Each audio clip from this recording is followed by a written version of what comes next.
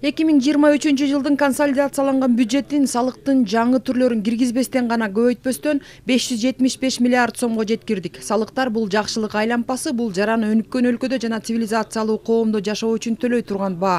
Бул тууралуу улуттук салык форумунун жүрүшүндө министрлер кабинетинин төрагасы, президенттин администрациясынын жетекчиси Акылбек Жапаров билдирди.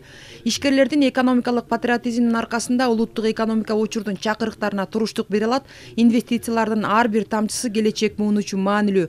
Бирок ар бир ишкер өз бизнесин ак ниеттүүлүк менен курушу керек. Биз сиздерди ушуга чакырабыз. Биз жасалма интеллектти колдоно баштадык. Салыктык башкарууну модернизациялоо, автоматташтыруу жана жакшыртуу боюнча системалуу иштер жүрүп жатат. Бир салык, бир фискалдык орган, бир эсеп принциби боюнча салык механизмдерин жана жолжоголорун оптималдаштыруу жана салык мыйзамдарын жөнөкөйлөтүү зарыл. Санариптик механизмдер ишкерлерден чогултулган ар бир сомду көрсөтүшү керек.